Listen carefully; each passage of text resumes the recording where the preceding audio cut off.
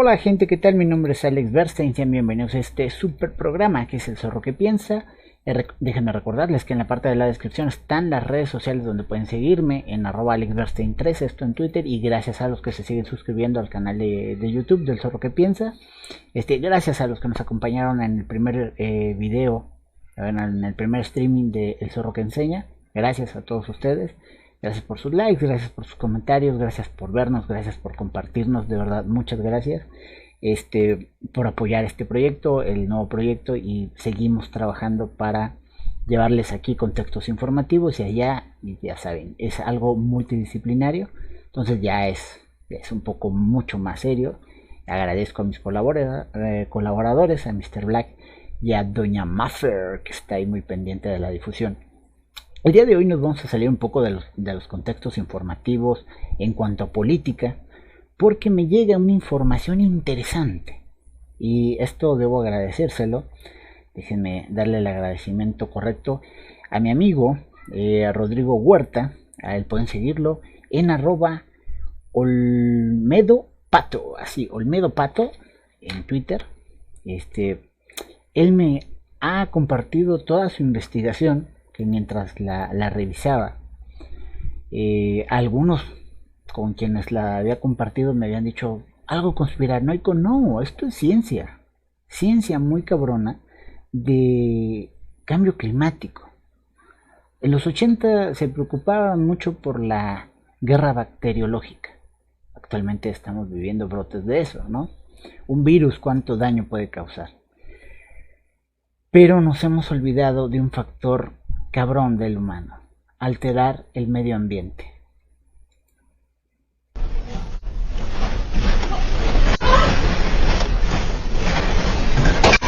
¿Se imaginan que las grandes potencias del mundo tengan el control sobre los sismos? ¿Se imaginan que las grandes potencias del mundo pueden destinar en puntos específicos un sismo? Suena a película y suena terrorífico. Y trabajando con Rodrigo, a quien le agradezco eternamente que me compartiera su investigación muy profunda, muy extensa. Esta información la tengo yo desde hace meses y hubo que leer, revisar, para poder compartirles a ustedes sin ningún detalle que faltara, que por cierto todo esto lo tienen disponible en internet. Y vamos a empezar desde el 14 de junio, hace poco, ¿no? Con ciertos sismos. Nos podemos ir más atrás con lo que sucedió en México, pero se registra, ¿no? Un sismo de 5.8 en Turquía, los daños que causa en Turquía, ¿no? Cosas que México conoce bastante bien, este tipo de daños. Nos vamos luego con México y empieza una situación interesante. De entrada vemos en los mapas, en el mapeo, que los sismos están algo alejados de los puntos que deberían ser, como son las placas. Esta línea donde ven mi cursor es una placa y no está siendo el epicentro donde las placas se rozan, donde las placas se mueven, donde debería estar el problema. Y compartía yo con Rodrigo: mira que me acaba de recordar Facebook. Específicamente el 23 de junio del 2019 hay un sismo. Hay un sismo en la misma localidad, en el mismo lugar, que el sismo que sacude a México en el mismo día. Entonces aquí vemos más de cerca los espacios, los epicentros más comunes que se suelen dar, repito, alejados de la placa, ¿no? Esa es en una forma muy simplona a veces de ver las cosas, pero está alejado de la placa. Ojo, recordar que es este punto de la litosfera donde hay movimiento, donde las placas se rozan, unas encima sobre otras, otras descienden, o algunas se elevan sobre otras para descender. Aquí está. Esa es la prueba física, eso es lo que sucede según la ciencia. Y me lleva a un caso interesante en el compartir, en el análisis, en lo extraño, en lo que empieza a dar miedo, porque empieza a dar miedo, porque sucede luego esto en México. Tenemos un sismo de 7.5, ¿no?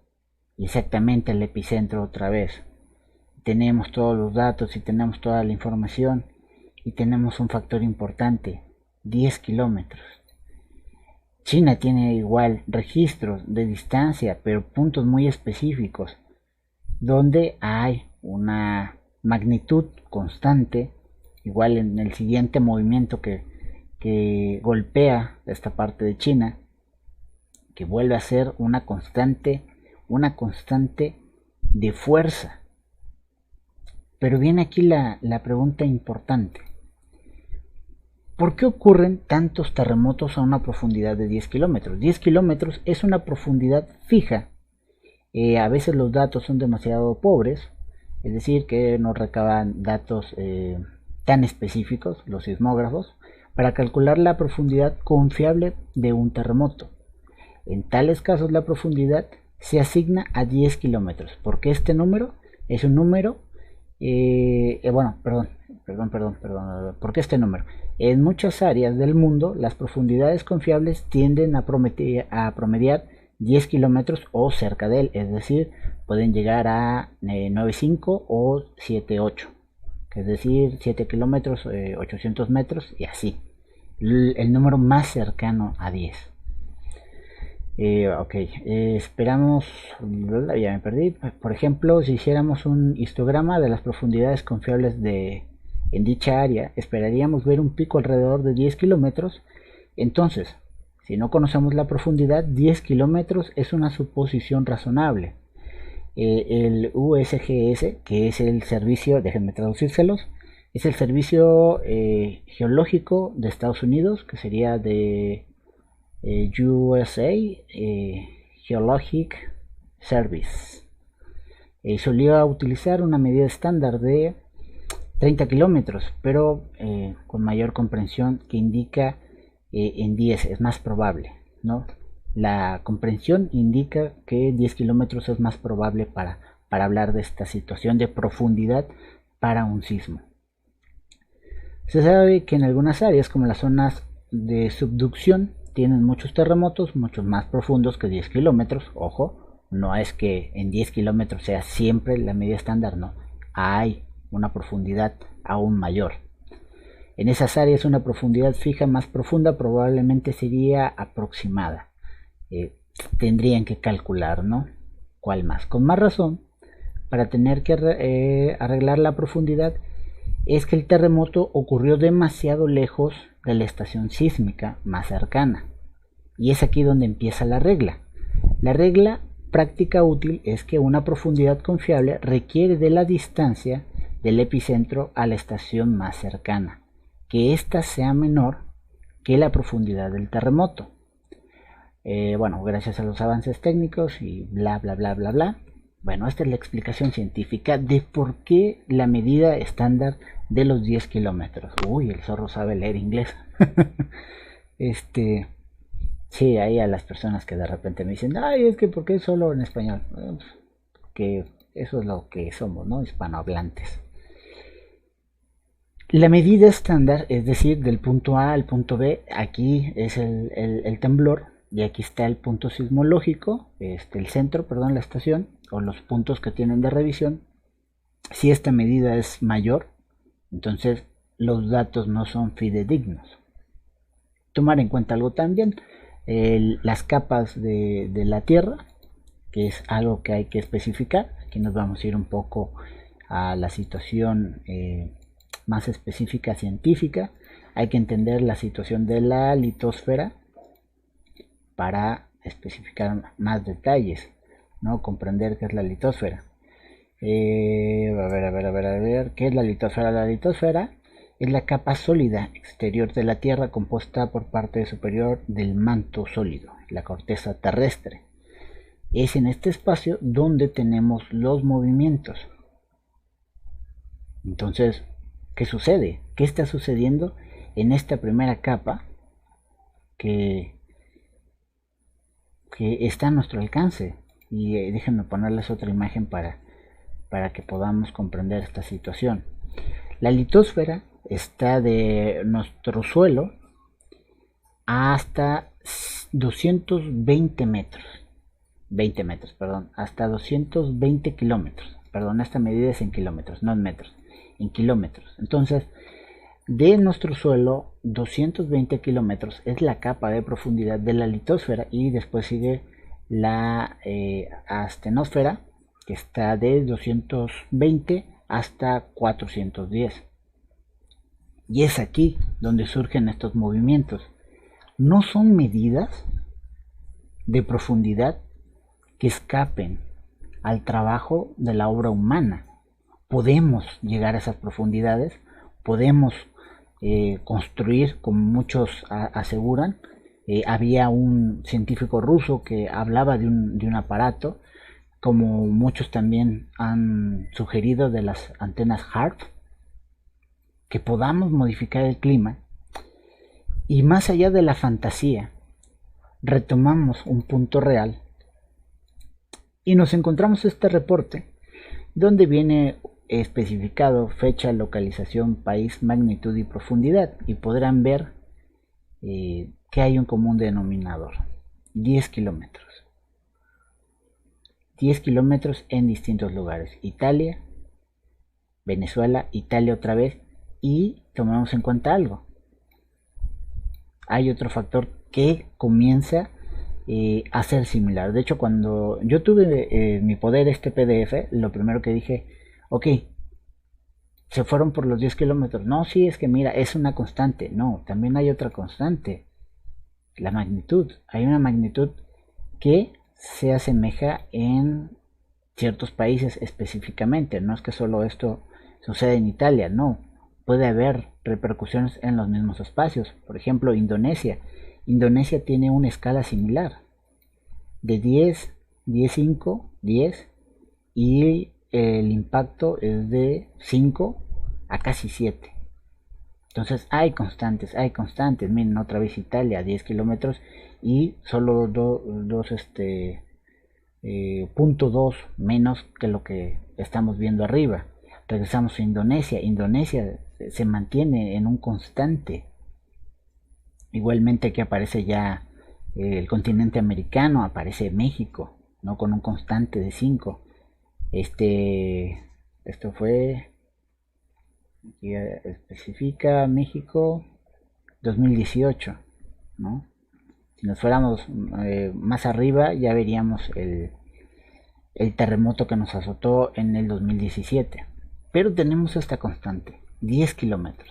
Es una constante llamativa, porque es el estándar. Recuerden que estamos hablando del estándar que ya explicamos. Entonces, ¿qué sucede a menos de 10 kilómetros? En lugares constantes, en epicentros específicos, alejados de las placas. ¿Hay algo de lo que no nos estamos enterando? ¿Está pasando algo alrededor del mundo? ¿Realmente hay una conspiración? ¿Realmente hay un nuevo orden del que nadie nos ha querido hablar o del que nadie quiere hablar? ¿Por qué no hay otras personas de habla hispana hablando de estas situaciones? ¿No? Porque yo veo a Rodrigo muy interesado, investigando, compartiendo, pero él trae información de los rusos, de gente de habla inglesa. Norteamericanos casi no tocan esos temas de manera abierta. Hay personas que siguen situaciones conspiranoicas y que están buscando patrones y que les hacen tener poca credibilidad. Norteamericanos a quienes yo veo que digo, güey, o sea, esto tiene sentido, porque toda conspiración tiene sentido, porque entonces por eso existe el término, ¿no? La conspiración es eso, es algo que encubrieron de manera tan extraordinaria que hacen verlo como una fantasía. Es más, de hecho hoy lo estamos viviendo en México con todo lo que hizo Lozoya, que todo el mundo, ay, no, no es posible, no los conocemos, es que están conspirando. Pues de eso se tratan las conspiraciones, amigos, que son tan macabras que te las hacen ver incluso fantasiosas, pero que algo sucede alrededor del mundo en puntos muy específicos a 10 kilómetros de profundidad. Es algo que debemos preguntarnos, es algo que debe preocuparnos, pero no se preocupen, aquí estamos nosotros para seguirle dando a la información. No hemos quitado el dedo del renglón, seguimos pidiendo más información de rusos y de quien tenga información interesante a analizar, a comparar. Y ojo, cotejamos muchas cosas, por eso me tomé tiempo para hacer este video. Por eso no me llegó la información y pum, sacarlo, no. Tuve que leer, tuve que analizar, tuve que compartir con otras personas que sepan del tema, que me digan, ah, sí, oye, muchos me han dicho eso, con los que he hablado de esto. Oye, es curioso, 10 kilómetros. Pero es más curioso este hecho que te llamó a ti la atención. Está alejado del punto de unión de la placa. Para esa profundidad. ¿Qué puede estar pasando? Ya veremos qué puede estar pasando. Si es una conspiración, si realmente existe un aparato que mueva el núcleo, que mueva la Tierra, que es verdad que las antenas HARP puedan hacer todo eso, es preocupante. Pero como les dije, habemos personas y hay personas que están interesadas en este tema y que no han quitado el dedo del renglón. Yo me despido, gente. Les recuerdo que en la parte de la descripción están mis redes sociales donde pueden seguirme sin ningún problema. Y recuerden que si son nuevos y quieren suscribirse al canal, es bien fácil. Denle click al zorrito que está apareciendo aquí. Y nos vemos en el próximo video. Aquí les dejo el video pasado. Chao, chao.